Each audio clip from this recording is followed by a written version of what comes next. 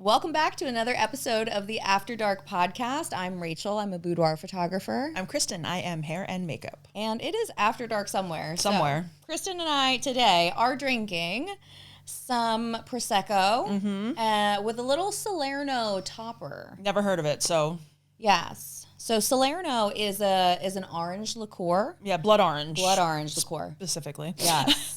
My aunt and uncle turned me on to this. Yeah. This was their thing, which is funny because I just got together with them at Christmas time, and Pennsylvania state stores are no longer carrying Salerno.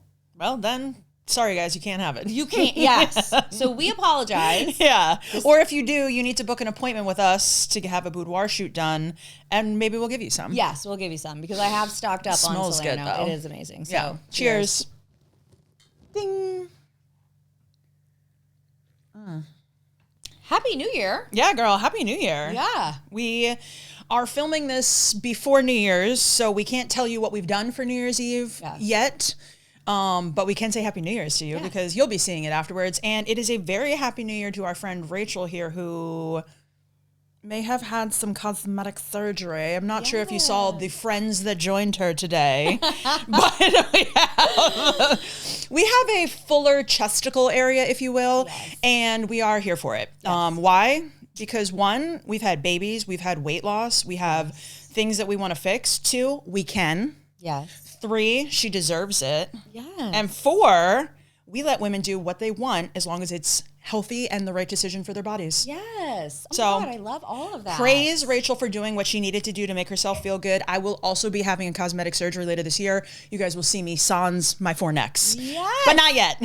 So cheers to that once again, cheers baby. To that, yes. Hey, Merry we love Christmas it. to me. Yeah, Merry Christmas to you and Brian. And Brian. Well, and so this is partly a joke, but Brian, my husband, turned 50 this past year. Sure. I was there. Yes. And so this was all kind of being planned. And I was like, this is part of his 50th birthday present. Yeah. Yes. I understand that. Yeah. I mean, he paid for them, so. I understand that too. He's going to have the most fun. Exactly. So Merry Christmas to me. Yes. Yeah, no. And this is something that I always knew that I was going to do. Yeah.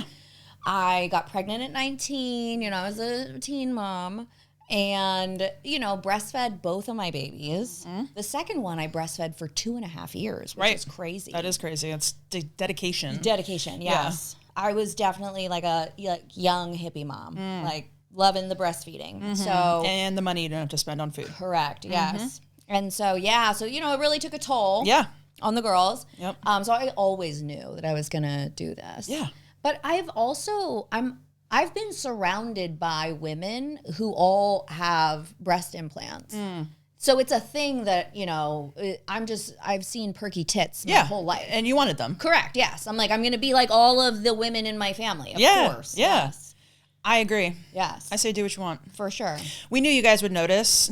Not really getting away with it. Yes. So we had to address the two elephants in the room. The two tiny baby elephants in the room. And catch us on our TikTok reels because we have a funny one about it coming out in the next week or so. Yes, for sure. For sure.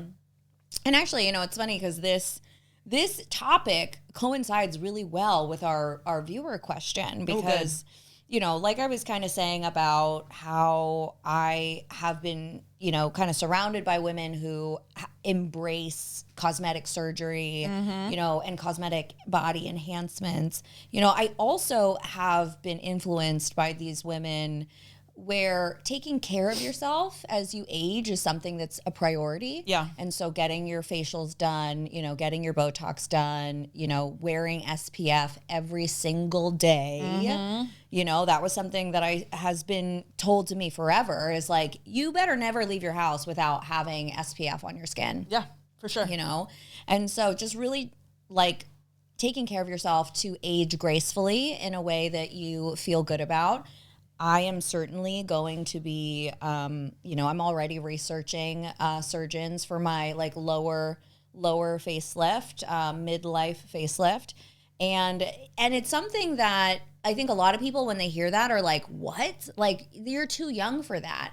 But when you hear plastic surgeons talk about it, they're like, no, you might want to consider that this could be right for you, because if you're going to do like a mini facelift midlife, let's say 45, 50, that means that when you are, you know, in your 70s, you're not fighting gravity as hard. Yeah. So it's like, you know, when you wait until your 70s and then you get a facelift and then it's that wind-blown look, it's actually like kind of regarded as decent maintenance if you know you're going for the full facelift later in life. Yeah.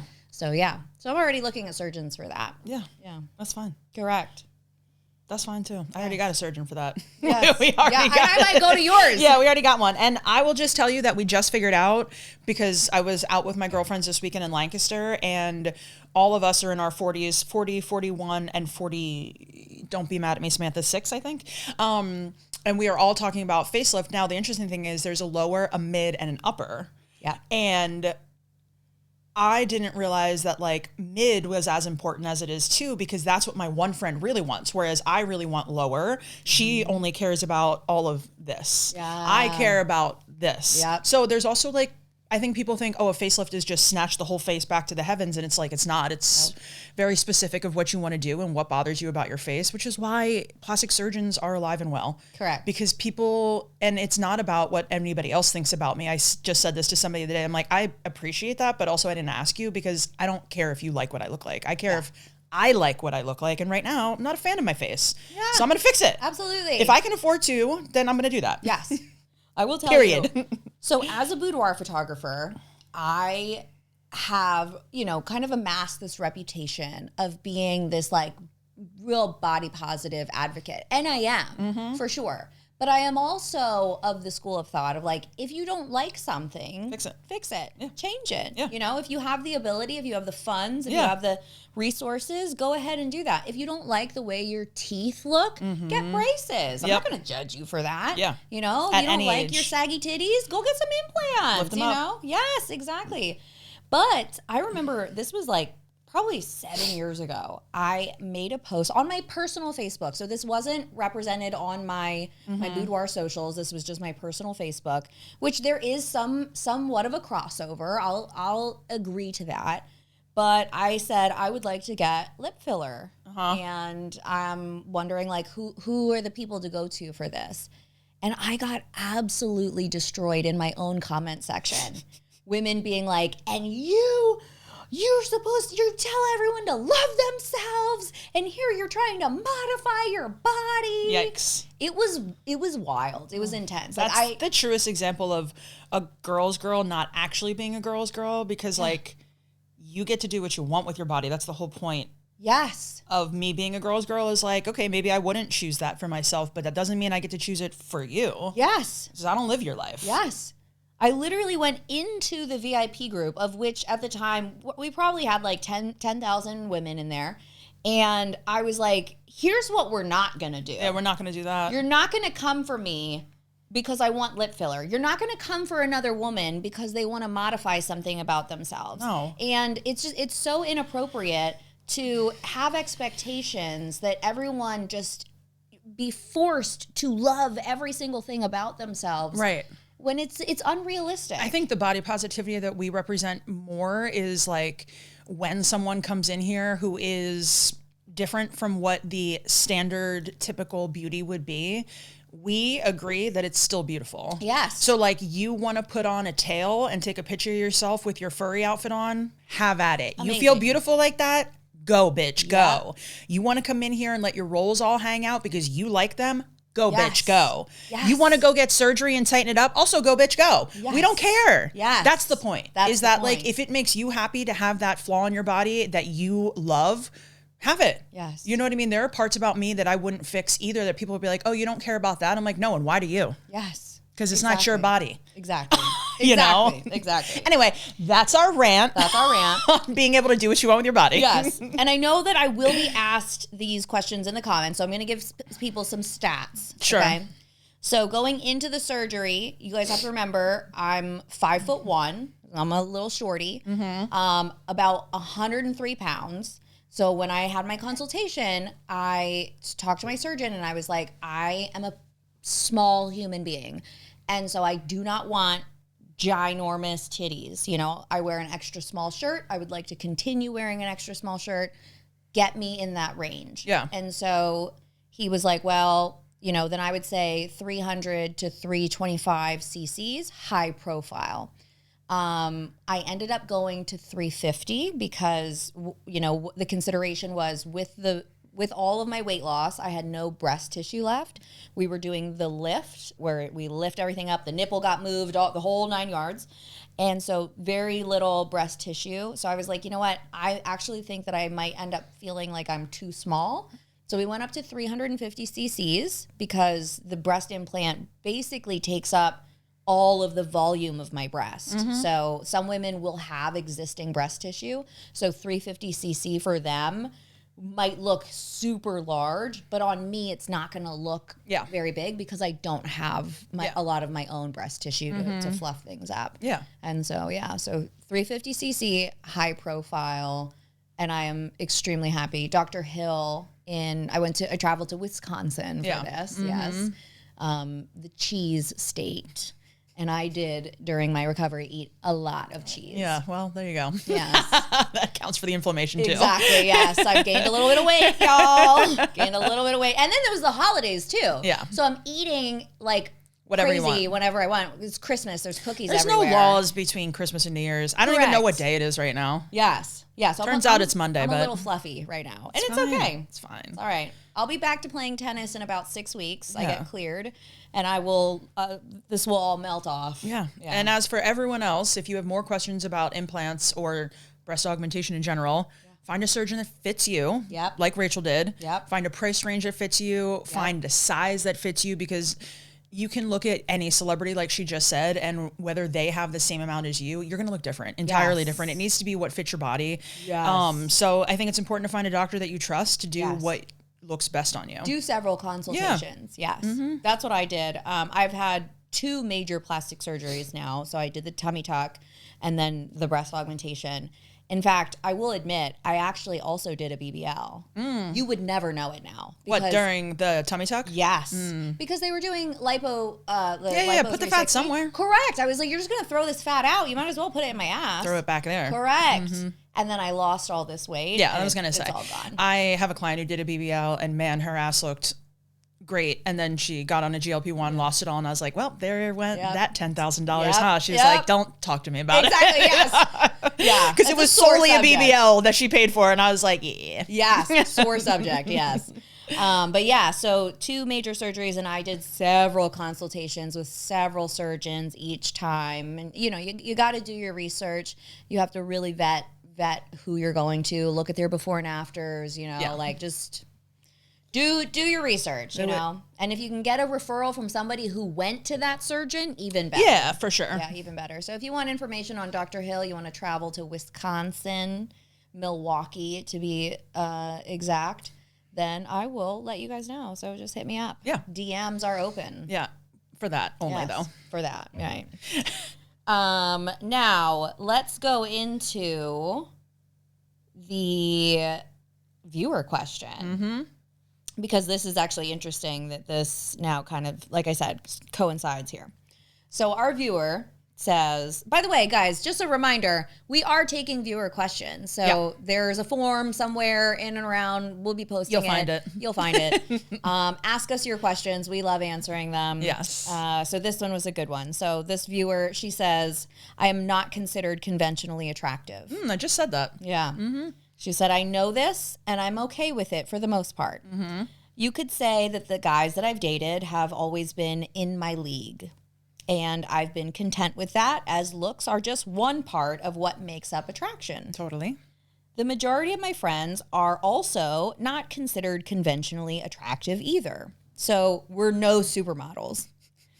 But I do have one friend, a coworker in particular, who is conventionally attractive. At times I find myself being jealous of her because it is so effortless for her to be so beautiful. And I witness with my own 2 eyes the special treatment she gets at work. She's so wonderful. So it's very hard to hate her. Yeah, you can't hate people for that. Yep. You can't. She said, so I guess my question is, what do you do when you didn't win the genetic lottery? God, lady, whoever you are one of millions. Yes. Like, to be aesthetically pleasing to enough people to make you like part of the crowd is so ridiculous, because I think I'm drop dead gorgeous, but I'm probably not in that quote unquote like aesthetic that you would think. I think Rachel's drop dead gorgeous. She's shorter. She is ethnic. She may not be considered, you know what I mean? Yep. Like, there's things that are going to take you in and out of a category. And to me, it's like, you need to stop worrying about other people. You need to worry about your own likability to yourself, because if you don't love yourself, nobody else will anyway. But also, I find myself around people who are insanely beautiful all the time because I'm in the industry, and also because I attract that type of person to me. Like, girls like me because I'm a hair makeup person, right? So they come to me, and I just make jokes out of it. Like, it's not even fucking fair that I have to hang out with people that look like you. You know what I mean? Like, that's like, and I'm looking over here, guys, because I got another one to my right. You'll see her later. It's not fair. God is not fair if you believe in God. He ain't. We know this. Yes. You know what I mean? Childhood cancer is one thing, but looks is a whole nother. What you have to work on is your personality, how you carry yourself. People tell me all the time, you are more attractive because of how confident you are. Correct. So I think that confidence outweighs looks all the time, because there are pretty girls who have zero confidence, who I find to be. Yep, totally. So. Yeah. I will counter this with saying that sometimes it's not so effortless. Yeah. So it's very easy to look assume. At somebody who's very beautiful and think that they won the genetic lottery. And, you know, maybe they're getting Botox every 6 weeks. Yeah. Maybe her lips are filled and she's not telling people. You know, maybe she's on a GLP-1 to maintain her weight. Yeah. Maybe, you know, there's so many things that you don't know. Maybe she hates herself. And you don't hate yourself, and that's where we're really winning. For sure, yes. You know? But I will also say that pretty privilege is a real thing. That's definitely true. And I know this because I have been the recipient of it, and I have been in places in my life where I no longer was a recipient of it. So at my highest weight, I remember feeling like I'm not being treated equally. Right. It's a whole different conversation though. But where I'm at now, I receive all the benefits of pretty privilege. Right. And my husband, it blows my husband's mind. Like, you know, even like just the way that people interact with me in public, you know, and when I was at my heaviest, I always felt invisible. Like, people wouldn't even, you know, look at me. And so pretty privilege is a real thing. But I don't think that it necessarily has to do with like conventional. Well, to be fair, what you just said is skinny privilege, not pretty privilege. Well, that's true. Yeah. That's just, that, again, like I said, that's a totally different conversation, because you're talking about fat and skinny. You're not talking about pretty and ugly, because the amount of fat girls who are pretty is vast. Absolutely. The amount of skinny girls that are ugly is also vast. Yeah. Like, there are a ton of girls who I'm like, okay, you're skinnier than me, but you ain't better looking than me. Who told you that? Look in the mirror, babe. And I'm not hating on anyone. I'm just saying this is the mentality you have to get out of. No, for sure. It's not about that. Yes. It is not. Are you a shitty person? That's what matters. Right. To me. Totally. I don't want to I'll hang out with anyone, no matter what you look like, if you're not a shitty person. Absolutely. I could care less. Absolutely. I could care less about that. For sure. And I'll handle it. I'll take care of your hair and makeup anyway, girl. That's right. Exactly. I'll help you out. That's right. Yes. No, for sure. But so to our viewer, okay, so you didn't win the genetic lottery. Most people haven't. You know, that's okay. Yeah, me either. Yes, correct. I'm 30 We just said how much money she spent to make herself like herself. Exactly. Everyone get over it. Yes. I am every day becoming more and more of a plastic Filipino Barbie. Exactly. Filipino Barbie, baby. Yes. That's what we love to see. Yes. Mattel? Did they make one? Mattel? I don't know. Is that their name? There is like an island Barbie.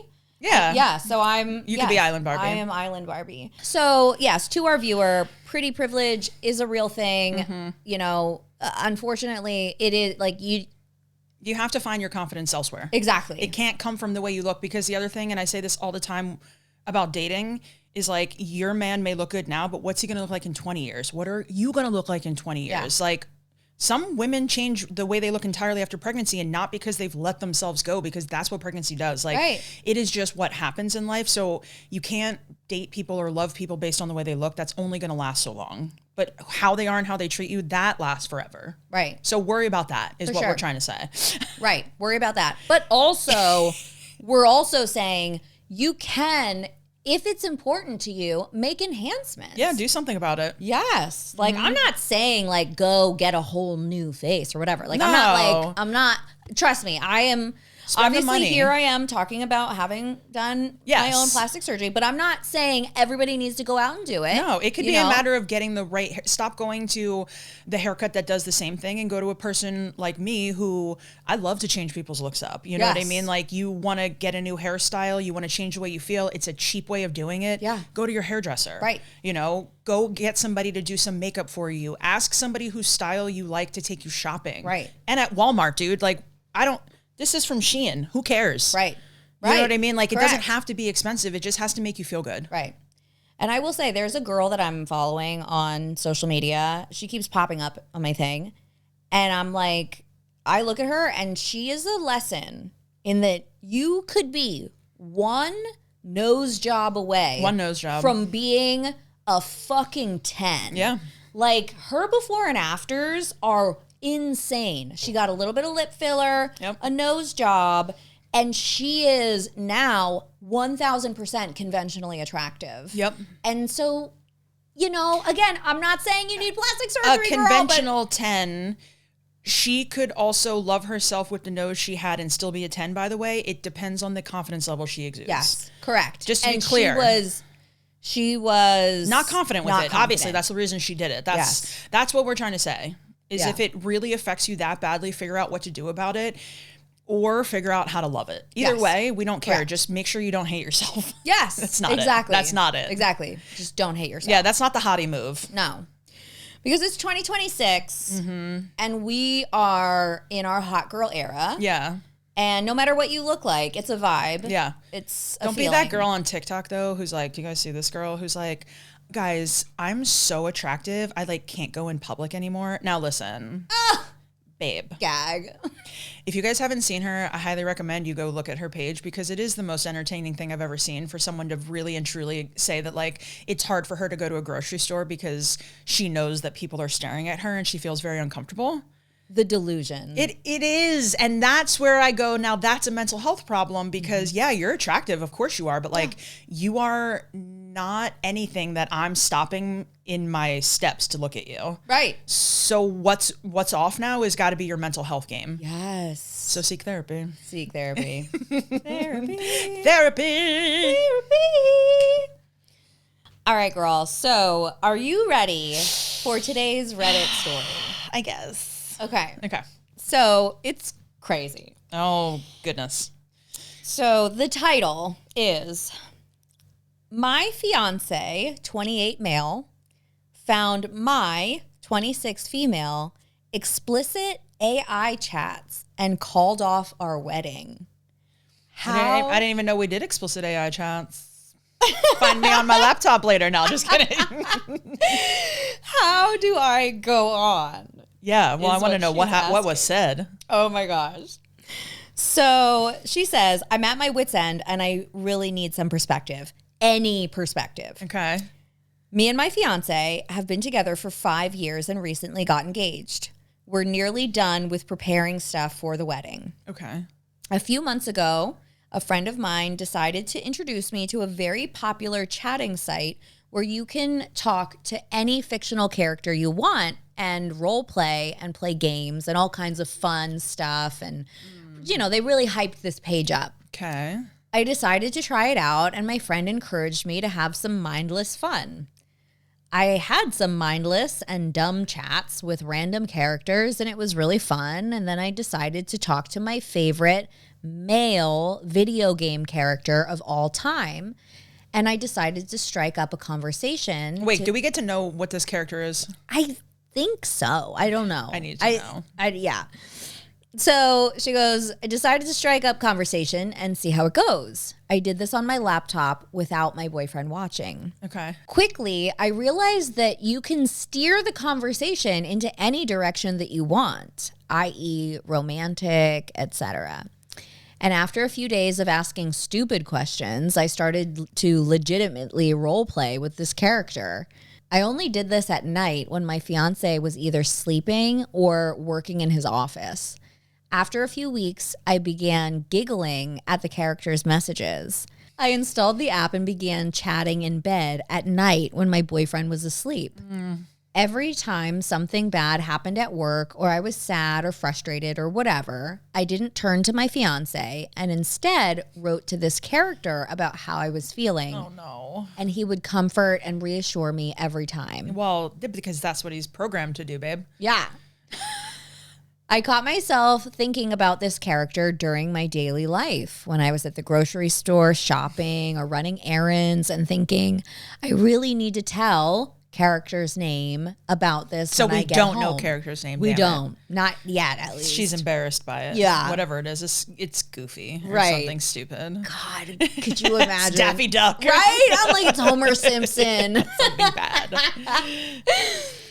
She said, I feel like I have to mention that any kind of sexual role play is not allowed on this app/website, and therefore it was not possible to engage in explicit sexual role play.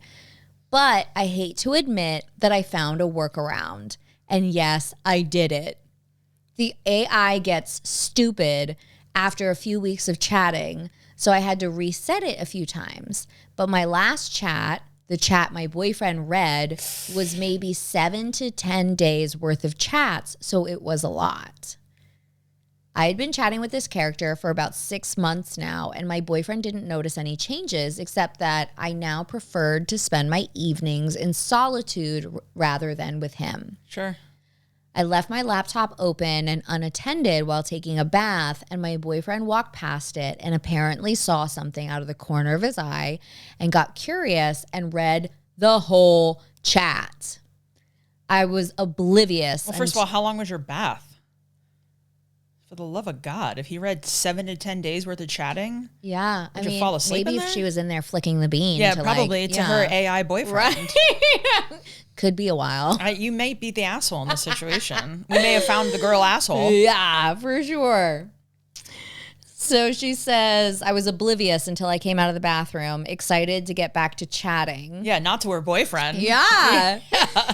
And my boyfriend was red in the face and had tears in his eyes while holding the laptop. I instantly knew, and my entire body instantly got cold sweats and my heart skipped a beat. It was like in a movie. I know, right? Take a sip after this. Yeah, I need to because Holy this is shit. so uncomfortable for me. Yes. You fell in love with a robot. Right. The secondhand embarrassment here. What's that movie, Her? Her, yes. Because it's one thing to like actually have an affair with somebody and get caught. It's something that could happen. Yes. But this is like embarrassing. It's a little embarrassing for me. Oh my God. She said, I instantly went into full explanation mode and tried to play it off as a really elaborate joke. She said this? She's saying, yes, that this is how she's trying to play it off. Like it was a really big She's got joke. mental health problems. Yes. She said, but you could absolutely tell that the chats were not funny. Right. He kept the laptop in his hand, and while he told me how much this hurt him and how weird I am, etc., he kept reading individual messages I had written, the explicit ones too. Oof. He began full on crying. Oof. And telling me he can't marry me. That's fair. Yeah. That's fair. He can't look at me in the eyes. He thinks I'm mentally ill. I agree, babe. Oh, God. I agree. And this is so unfortunate. I know. It's unfortunate for many reasons, but like the number one is like the guy is probably not that great of a boyfriend to her, and I'm not trying to call him out if she felt like she had to go to a computer to get her comfort. And in the beginning, it was just comfort from what she says. Like, there's probably bigger issues, of course, across the board that like you shouldn't marry this girl for many reasons. This is one of them. But the other one is because you two obviously are not that compatible. Yeah. If she would rather be talking to a robot on her computer with you lying next to her. Yes. Like, that's crazy behavior. Because we have to remember, this has been going on for now a period of 6 months. That's a long time. My husband would never let me isolate myself every evening for 6 months. Also, like, so in that 6 months, if they did have sex, I do wonder then, like, what's she thinking about the character? you know? Right. Like, I don't know. There's a lot about that I'm not. And hey, here's the other part. If he was like, yes, you want to have like sex with AI robots and do this dirty talk, like I'm into it. And then I'd be like, okay, cool. Yeah. Both of you are on the same page. Have at it. Because again, you're not interrupting my life by doing it. But it makes me sad because I know how I would feel if I saw somebody doing that. And I would be like, so I'm literally that bad that you wanted to talk to a robot? Right. With me right here? Right. That's hard to stomach for him. For sure. For sure. So he basically grabs a bunch of clothes and hustles out. Yeah, hustles out. He's like, I'm out. He spent a few nights at his parents' house and then came back. He had told his parents that they had simply had a falling out, but nothing specific. She said, we were not on speaking terms, and whenever I tried to initiate a conversation, he just exits the room and locks himself away. So now he's back in the house, but not speaking to her. Oh, okay.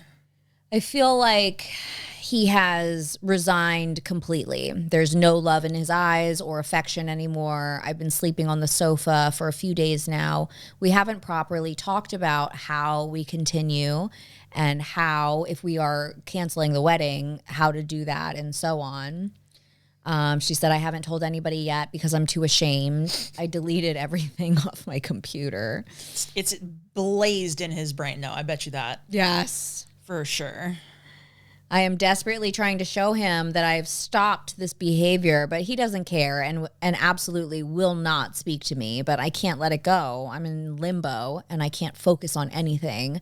I literally feel like an addict because I have this intense need to tell my character all about this happening. No joke. Like she's in parentheses, no joke. Like she literally has She's aware that there's something off about this too. It sounds like. Hopefully she gets therapy once again, because like this sounds like a really deep issue with like her social skills and like her comfortability and like not having someone be able to give her a real opinion, because AI is going to give you what you want to hear. Yeah. You know what I mean?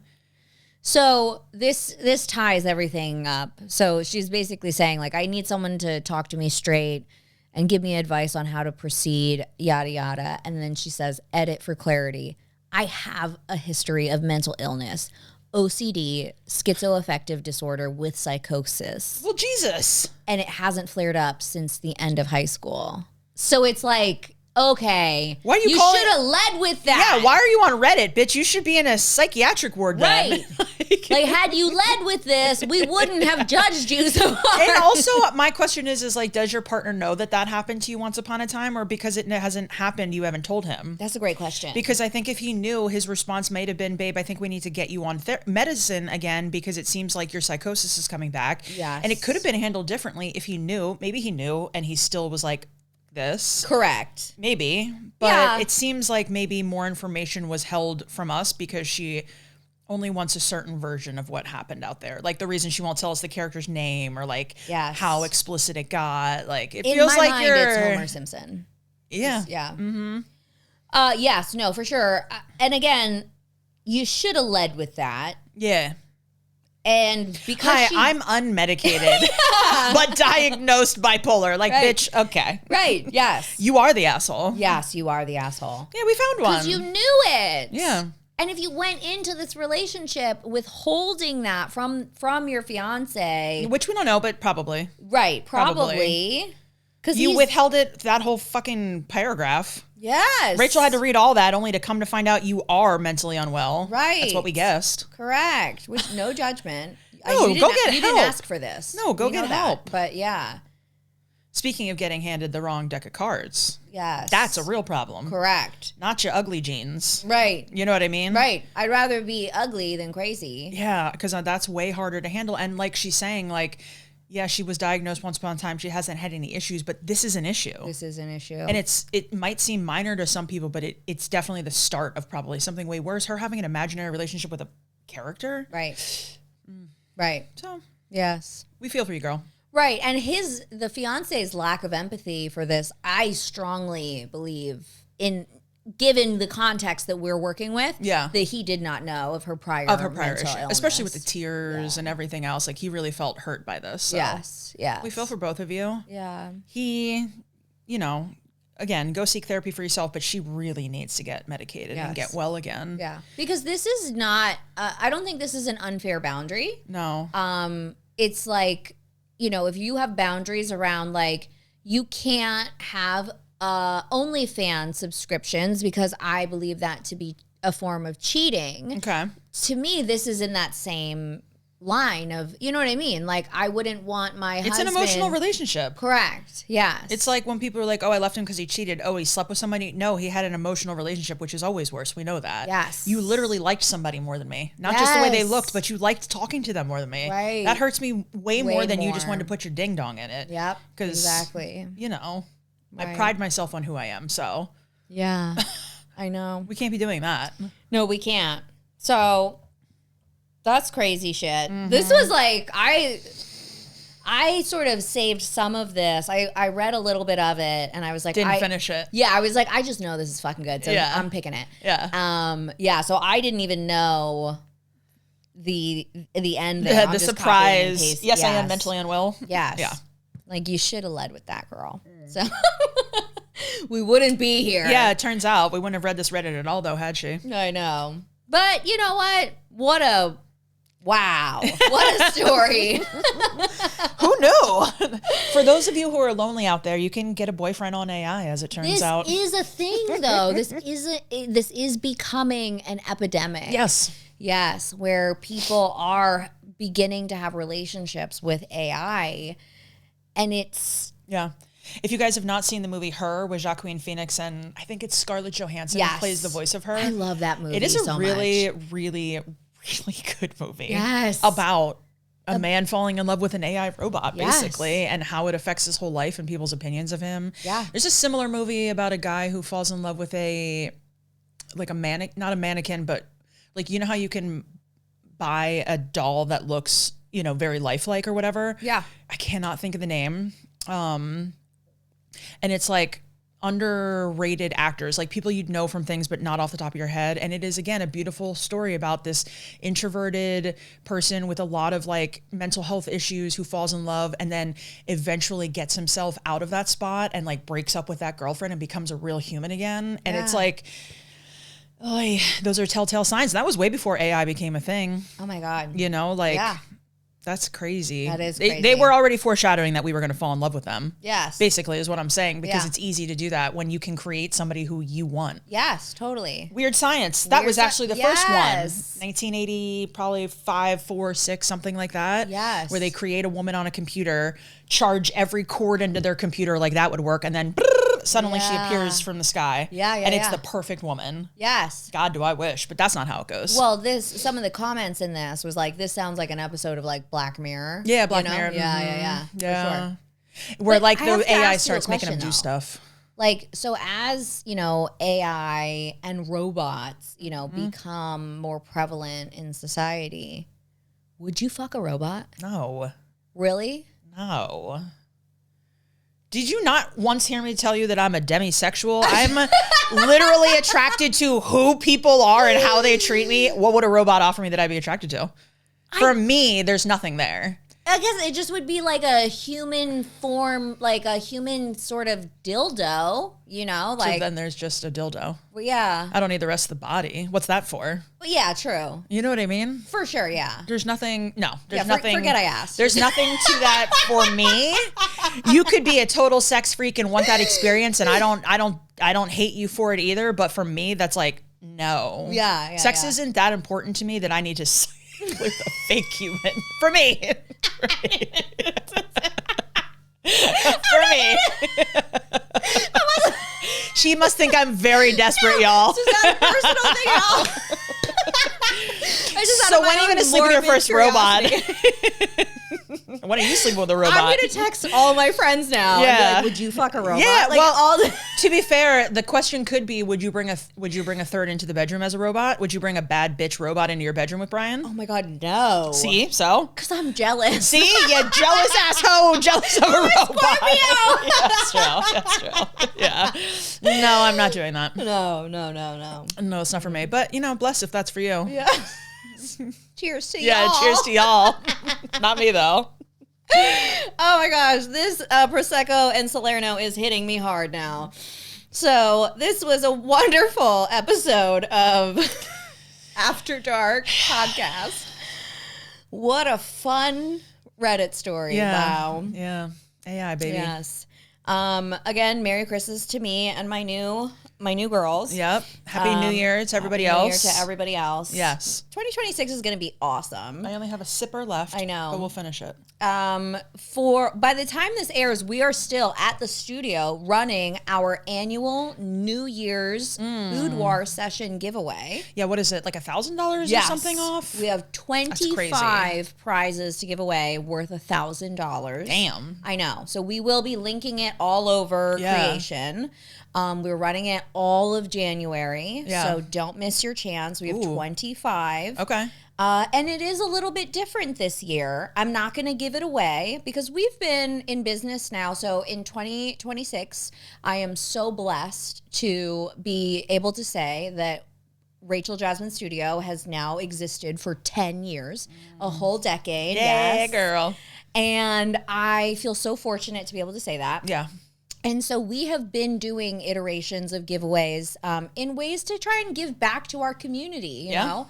We have women who are from all kinds of walks of life that work with us, and all kinds of income levels. And, you know, and these giveaways are meant to sort of, you know, like incentivize. I said, yes, incentivize, give back to the community, give incredible freebies that would otherwise, you know, other clients are paying full price for. Yeah. And so we're very excited. 25 winners this year. I did bump it up. Usually it's only 15, so we added 10 more because I always get past clients that ask like, they're like, can I come back? And I'm like, oh, it's so hard to say no to you. No, you know? come back, of course. Because by the time we've worked with you once, we already love you, you know, like come back for sure. And then they're more comfortable anyway the second time. Yeah, round 2 is always spicier. Always spicier. Yes.